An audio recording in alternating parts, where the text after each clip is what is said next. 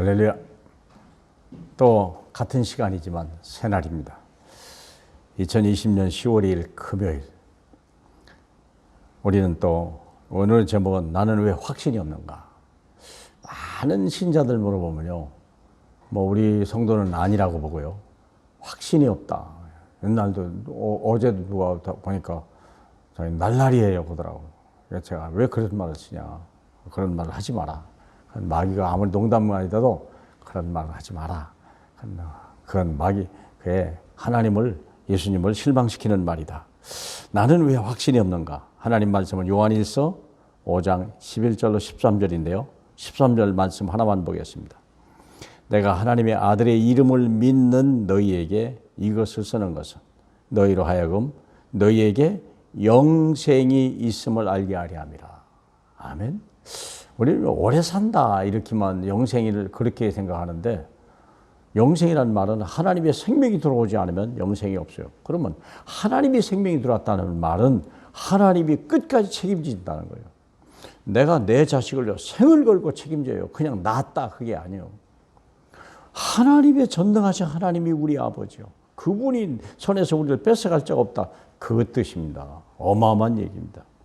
그런데 왜 우리가 확신이 없는 이유는 뭐냐? 구원의 생명을 몰라서 그래요. 우리는 예수의 생명을 받아, 부모의 생명을 받아도 감사할 일 아닙니까? 그런데 부모의 생명을 가지고는 목숨이죠, 그건. 목구멍을 늘 채워줘야 되고 숨구멍을 늘 열어놔야 되는 인생의 부담을 가진 게 부모로 같은 몸이에요. 불완전한 상태죠. 그런데 예수의 생명을 받으면요, 그럴 필요 없어요. 이미 완벽한 거예요. 필요 없어요. 굳이 그렇게. 이미 예수 생명이에요. 죽어도 사는 자인데요. 그래서 이분이 영이 내 인생의 주인이, 새로운 주인이 됐다니까요.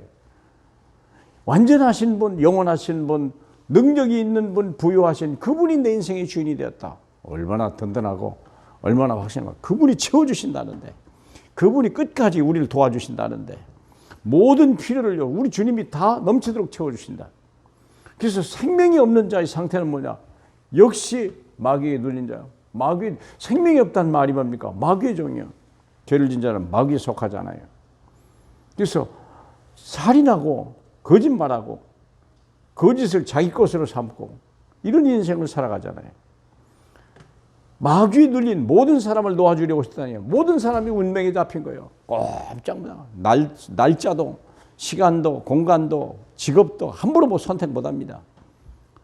절대 마귀의 허락을 받아야 겨우 움직입니다. 이런 일이요.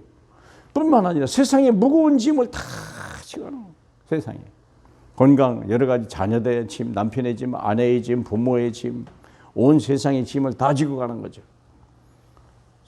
그리고 온갖 질병이 생각과 마음, 온 뼈마디, 신경, 질병이 없는 것이 없어요. 그리고 삶 자체가 지옥이요. 하루도 기쁜 날이 없고 평안한 날이 없고요. 돈은 가져도 그것이 너의 행복을 지켜주지는 않죠.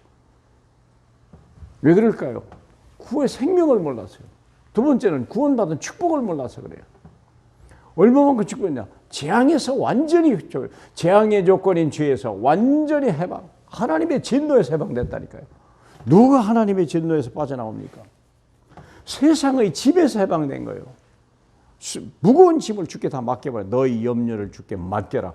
세상에 이런 평안함이 있습니까? 지옥 권세에서 해방이요. 흑암의 권세에서 하나님의 아들이 나라로 이미 옮겨버려. 망할래야 망을 수고, 악한 마귀가 만질 수도 없는 존재가 됐어요. 뿐만 아니요, 가정 가문 전체가 저주에서 해방될 만한 어마어마한 해답을 받은 거예요. 주 예수를 믿으라. 그러면 너와 내 집이 구원을 받으라. 한 사람의 생명이 들어오면요, 그 은혜가, 그 영향력이 온 집안에 미치기 시작하는 거예요. 그래서 아내가 하나 믿으면 자식이 믿고, 남편이 믿고, 식구 믿고, 시아버지, 시어머니, 친정 다 믿잖아요. 생각해 보세요. 이미 축복이 시작됐죠. 특권이 있어요. 어마어마한 특권. 생명을 살린 특권.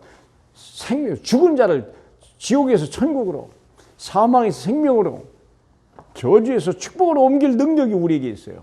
그 특권이 있는 거예요. 뿐만 아니라 사단의 권세를 결박할 능력이요.